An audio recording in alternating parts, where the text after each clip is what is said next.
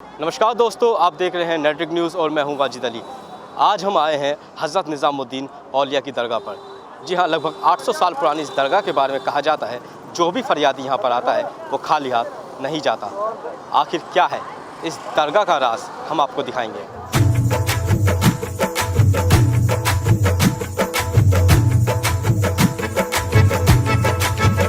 भर दो झोली मेरी या मोहम्मद, लौट कर मैं न जाऊंगा खाली।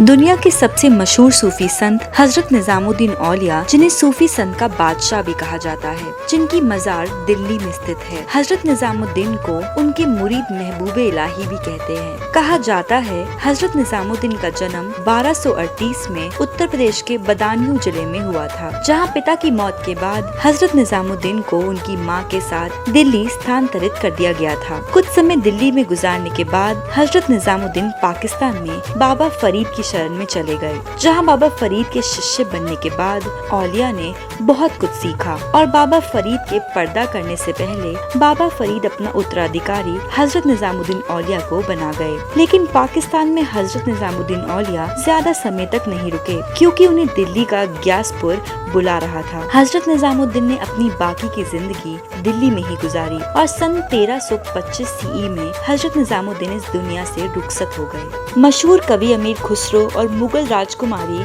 जेहान आरा बेगम की कब्रें भी निजामुद्दीन दरगाह परिसर के भीतर मौजूद है और इनायत खान की कब्र इसके कोने में है। अमीर खुसरो हजरत निजामुद्दीन के सबसे बड़े शागिर्द थे, इसलिए हजरत महबूबे इलाही ने कहा था कि इनकी कब्र भी मेरे कब्र में बनाई जाए, लेकिन ये मुमकिन नहीं था, इसलिए अमीर खुसरो की कब्र इनके पास ही बनाई गई।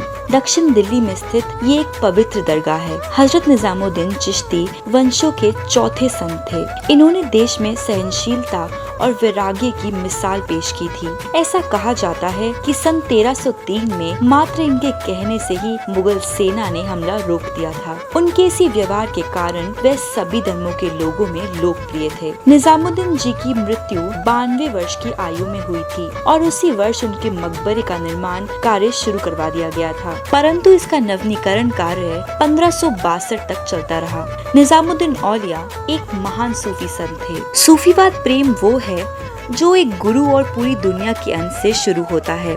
सूफी संत प्रेम और भक्ति के साथ अपना जीवन शुरू करते हैं। निजामुद्दीन औलिया ने भी अपने पूर्ववर्तियों की तरह एक ही मार्ग का पालन किया। वे हमेशा दूसरों के लिए जीते थे और हर किसी से प्रेम करते थे। उनके लिए कोई धर्म छोटा या बड़ा नहीं था, बल्कि सभी धर्म एक समान थे। ये जो दरगाह है हज़रत निज़ामुद्दीन औलिया महबूब इलाही का आस्थाना है। आपके आस्थाने को 800 साल हो गए और जिस जगह पे हज़रत निज़ामुद्दीन औलिया साहब का जो लोग जानते हैं हज़रत निज़ामुद्दीन के नाम से, पहले एक गयासपुर एक गांव था। जब हज़रत महबूब यहाँ तशरीफ़ लेके आए तो यहाँ आपके नाम से हज़रत निज़ामुद्दीन का पूरा इलाका और पूरा नाम आपसे रोशन हुआ।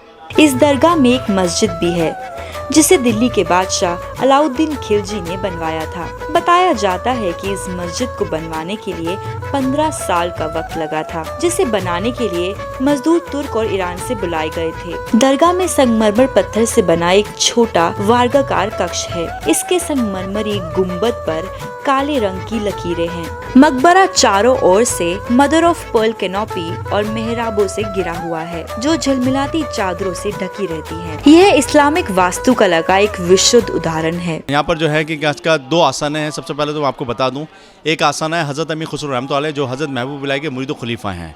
पहले हमारी जो भी दरगाह शरीफ के अंदर हाजिरी करता है तो आपने फरमाया है कि पहले मेरी मुरीद पे हज़रत अमीर खुसरो में हाजिरी करें, इसके बाद फिर मेरे पास हाजिरी करें। यहाँ 2 दरगाहें, हज़रत अमीर खुसरो और हज़रत निज़ामुद्दीन औलिया महबूब इलाही। इसी तरह यहाँ पर जहाना बेगम का मज़ार है, जो शाहजी की बेटी थी जहाना बेगम, इनका मज़ार भी यहीं है। और यहाँ पर एक मज़ार शरीफ और है, मोहम्मद शरंगीले जो बादशाह थे, इनका मज़ार भी यहीं है हज़रत के आस्थाने के अंदर। और यहाँ पर जो है एक मस्जिद है जो हज़रत के टाइम से है, 800 साल से, जो अलाउद्दीन खिलजी बादशाह ने बनाई थी। और इसमें खुद हज़रत महबूब इलाही ने, हज़रत निज़ामुद्दीन औलिया साहब ने इसमें नमाज़ भी अदा करी है। और इस मस्जिद को 850 साल हो गए और अलाउद्दीन खिलजी बादशाह ने तामीर करी थी, मस्जिद बनाई थी।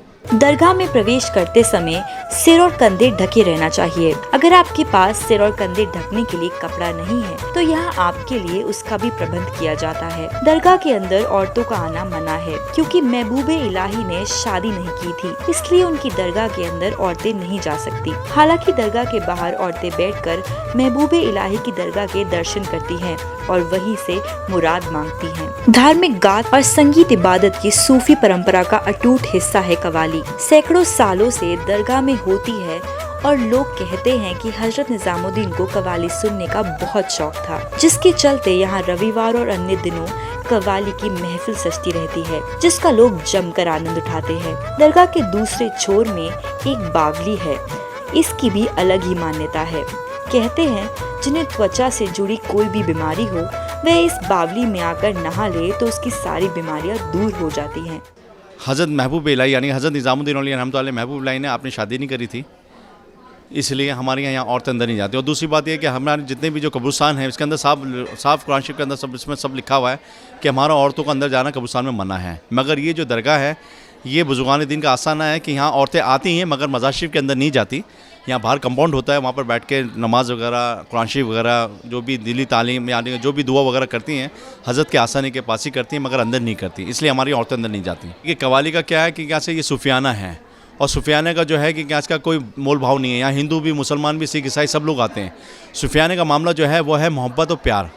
यहाँ जब कलाम होता है हज़रत की बारगाह के अंदर तो इसको हम लोग कहते हैं कवाली। कवाली मीन्स सूफियाना। और कवाली जो है ये बुज़ुर्गों के नाम से होती है, फ़ारसी के अंदर होती है, उर्दू के अंदर होती है और ये ऐसी होती है कि इस कवाली को जो भी सुनता है वो झूम जाता है। इसमें उनको किसी को झुमाने की ज़रूरत नहीं होती। इसमें जो है कुदरती अल्लाह ताला की तरफ से और बुज़ुर्गों की तरफ से ये खासियत कैफियत है कि जो भी यहाँ पर बैठता है वो झूमना शुरू हो जाता है और वो ये चाहता है कि क्या सा कि मैं जो है इसके अंदर खो जाऊँ। इसके अंदर जो है कि क्या इसका मतलब बिल्कुल ही ऐसा हो जाऊँ कि ना मुझे दिन से दुनिया मतलब है ना किसी से मतलब है। सिर्फ मैं जो मतलब है वो अल्लाह से और बुजुर्गान दिन से, बस मैं इनकी लाह में लगा रहा हूँ। आपका जो नाम है वो है, दुनिया आपको जानती है हज़रत निज़ामुद्दीन के नाम से। असली नाम आपका है मोहम्मद और अल्लाह ने जो आपको दिया है मर्तबा वो दिया है महबूब इलाही का। जो देखिए अल्लाह ताला का जो महबूब इलाही होते हैं ये हज़रत की बारगाह नहीं, कोई सी भी बारगाह में आप जाएंगी, चाहे वो छोटी बारगाह हो, आसाना हो या बड़ा बारगाह की आसाना हो, वहाँ हमेशा जो है बुजुर्गान दीन के अंदर जो भी आदमी जाता है वो उसको कभी ये महसूस नहीं होता कि मैं कहाँ आया हूँ। उसको हमेशा यह होता है कि मैं यहाँ आया हूँ और मुझे पता है कि कैसे कि यहाँ फीलिंग अच्छी मिल रही है, मुझे एक रूहानियत मिल रही है, एक दुआ मिल रही है कि मैं यहाँ से झोलियाँ भर के खुशियों के साथ यहाँ से मैं जा रहा हूँ। कि अल्लाह के महबूब है, करने वाला तो अल्लाह है, परवरदिगार रब्बुल आलमीन के, अल्लाह की सिवा तो कोई नहीं है। मगर अल्लाह ताला ने एक वसीला बनाया है बुजुर्गान दीन का, जिसमें से आप देखिए दीन जो फैलाया है वो हज़रत हिंदुस्तान के अंदर सबसे पहले ख्वाजा गिरी नवाज़ ने फरमाया है, इसके बाद बाबा कुतुब साहब ने फरमाया है, इसके बाद बाबा फरीद ने फरमाया, इसके बाद हज़रत निज़ामुद्दीन औलिया बाबा ने फरमाया। हज़रत निज़ामुद्दीन दरगाह में आप सुबह सूर्य उदय होने से लेकर सूर्य अस्त होने तक प्रवेश कर सकते हैं। दरगाह में प्रवेश करने का सर्वश्रेष्ठ समय शाम को 5 बजे से लेकर 7 बजे तक का है। रविवार और वीरवार को यहाँ कव्वाली के विशेष आयोजन किया जाता है, जिसका आनंद एक बार अवश्य लेना चाहिए। इन दिनों में सेवकों और भक्तों को भोजन कराया जाता है, जिसे लंगर भी कहा जाता है। दरगाह के आसपास बसने वाले लोगों का रोजगार भी इस दरगाह पर निर्भर करता है और आसपास बने होटल, फूलों की दुकानें व मार्केट में हजारों व्यापारियों का रोजी रोटी भी दरगाह पर निर्भर करती है। दरगाह पर रोजाना सैकड़ों चादरें चढ़ाई जाती हैं, जिससे भी दुकान वालों को आमदनी होती है। दरगाह के आसपास 24 घंटे चहल पहल रहती है। लाइटों से जगमगाता ये इलाका अपनी खूबसूरती को अलग ही बयां करता है। फूलों की इतनी सारी दुकानें हैं कि फूलों की खुशबू से ही इंसान का मन मोह जाता है। और तो और दरगाह की साफ सफाई और यहाँ की रौनक लोगों को यहाँ से जाने ही नहीं देती। निजामुद्दीन जाने के लिए मेट्रो निजामुद्दीन पैदल ऑटो का मार्ग अपनाना चाहिए। हज़रत की बारगाह में जो लोग आते हैं, मैं हज़रत से भी यही दुआ करता हूँ, मैं खुद भी ये दुआ करता हूँ कि यहाँ जो भी आए हज़रत के आसने के अंदर अल्लाह उसको खुश रखे, परवरदिगार अल्लाह इसकी हर आफत से, हर बला से, हर बीमारी से, हर परेशानी से अल्लाह उसको बचा के रखे। यहाँ तक कि ये नहीं मेरे लिए माशाल्लाह यहाँ हिंदू हो, मुसलमान हो, सिख हो, ईसाई हो, मैं सबके लिए यही दुआ करता हूँ कि हज़रत के अंदर आएँ, ब्लेसिंग के अंदर आएँ और इंशाल्लाह ब्लेसिंग हज़रत की बारगाह से यहाँ से दुआ लेके जाएँ और इंशाल्लाह यहाँ से जब जाएँ तो दोबारा आएँ तो खुशियों के साथ, मोहब्बत के साथ, कामयाबी के साथ और मन्नतों के साथ हज़रत का शुक्रिया अदा करने आए। अमीर खुसरो साहब ने यूं ही नहीं हज़रत निज़ामुद्दीन औलिया को अपना गुरु माना था। यकीनन कोई ना कोई बात तो ऐसी रही होगी जिसके चलते उन्होंने उनकी शागिर्दी को कबूल किया। हम भी यहाँ पर आए, हमने साफ तौर पे देखा किस तरीके की यहाँ की खूबसूरती है और फरियादी अपनी जिन दुआओं को लेकर यहाँ पर आते हैं उनकी दुआएं भी पूरी होती हैं। 800 साल के रहस्य को आज हमने नेटड्रिग न्यूज़ के ज़रिए सामने लाए हैं। आगे भी इसी तरीके की और कहानियों के लिए और स्टोरियों के लिए देखते रहिए नेटड्रिग news. Camera person Rajesh Tiwari के साथ वाजिद अली, दिल्ली।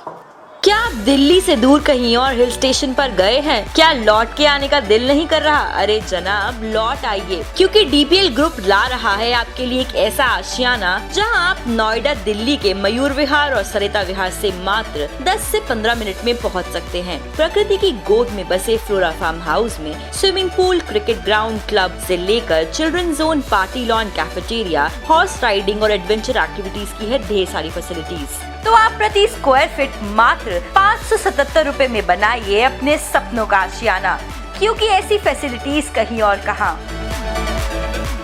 हमारे साथ जुड़े रहने के लिए हमारे YouTube चैनल को सब्सक्राइब करें, साथ ही बेल आइकन को दबाएं। नेटड्रिग न्यूज़ की खबरें सबसे पहले देखने के लिए।